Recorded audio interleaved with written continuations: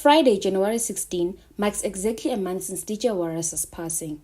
And tomorrow, January 14, marks what could have been another day where he drops off his children at school. He could have went to work after that so that he could provide for them as well, but he was robbed of that opportunity. This is the same opportunity that the man accused of orchestrating his murder, Victor Mthethwa Majola, wants. I will abide with any bail conditions the Honorable Court may deem appropriate.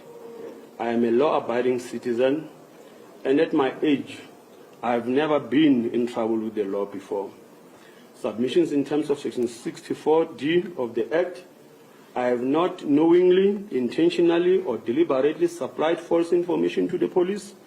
In contrary, I have cooperated with the police at all relevant times, as already indicated above.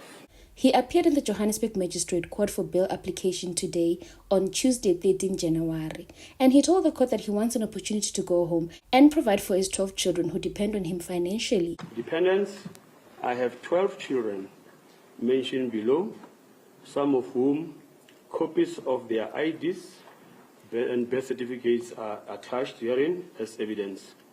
Others couldn't be attached due to the fact that my family couldn't get hold of their respective mothers. All of my children rely on me for financial support since I am a breadwinner at home. The list of the children are as follows.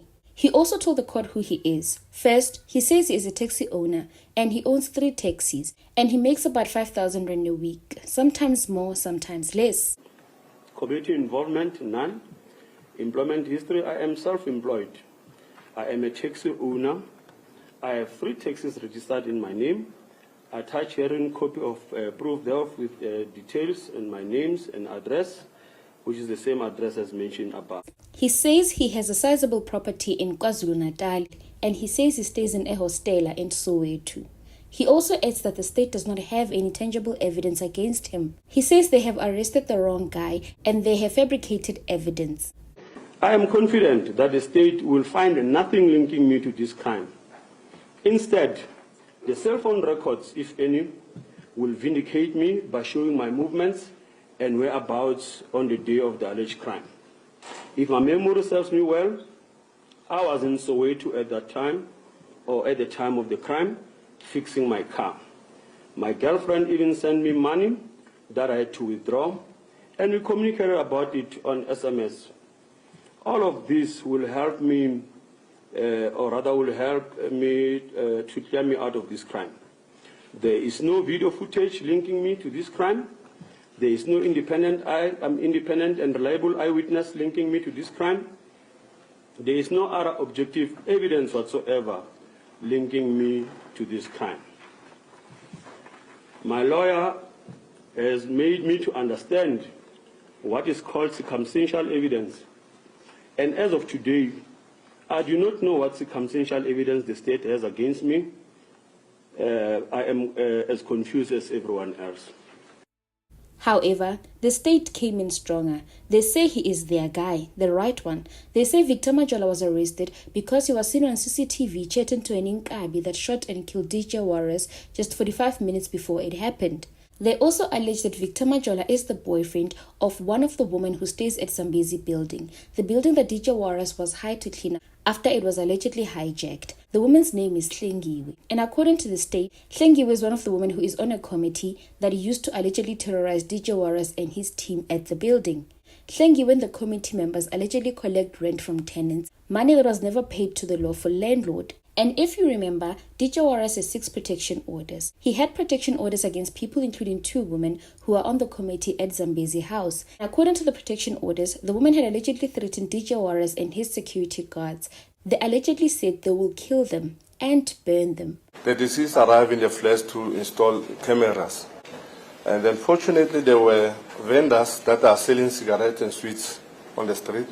That is when the applicant and 2 other guys came. They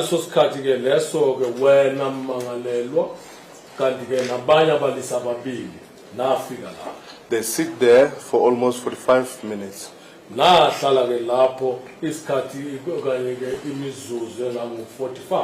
is when the deceased came out of the flats, went into the car while talking on the phone. And the witness hear the applicant telling the other two, speaking in Zulu, saying, "Na ngulomuntu." Kanti ke ngaleso sikhathi leso ezwa wena uma ufike la utshela labalisi ababili ukuthi ke nangu. Then they waited for him to finish talking on the phone. Baye bamlinda ke ukuthi aqede ukukhuluma efonini. Then after finishing on finishing on the phone, he wanted to go back into the flat. That's when one of the guys with the rasta hair shot at the deceased several times. Ngaleso sikhathi leso kuma eqeda ke ukukhuluma ke efonini ke eselibangise ebuyela ku flatini ke. Kula ke umunye wabalisa ke lo kuthiwa ke ilasta kanti ke wamdubula ke imhlandlu eminingi. And then the applicant and the other two left the scene of crime, walking into Fox Street. Wena nalabanye ke ababili ke nasemyahamba ke nihamba ngeenyawo ke nalibangisa ke eFox Street. So the state alleges that Victor Majola orchestrated DJ Waras's killing. They say he was present in the Johannesburg CBD on the day of the murder. The police initially arrested 2 suspects, but charges against the second suspect, a woman, were provisionally withdrawn due to insufficient evidence. That leaves Victor Majola as the only accused in the murder case.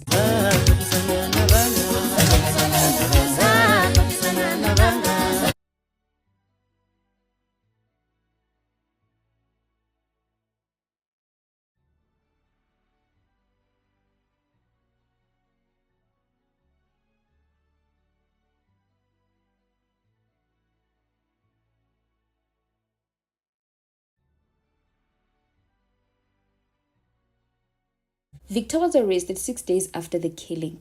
As his bail application continues, political party Action SA has publicly opposed his release. They say that the murder of DJ Waras cannot be treated as an ordinary crime. The party argues that granting him bail would undermine trust and send a dangerous message, especially in a case where warnings were allegedly raised before a life was lost. They say the justice system must act with caution, not only for the victim's family, but the safety of the community. Like when I was a kid, bro, like now I avoid trouble. Yeah. And obviously, when you're a public figure, you try to try being the operative word. You try to lead by example, but we're human beings. I'm a human being. I say stuff, I do stuff that might piss people off. I'm not perfect. You know what I'm saying? But dude, you know what I'm saying? Like a lot of the time when people die, I always think, why couldn't someone else die? Like we lose the wrong ones. Fuck.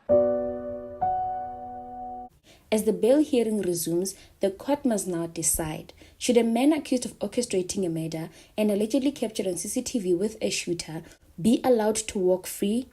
Or will the interests of justice keep him behind bars as the case unfolds? What are your thoughts on these new developments in court today?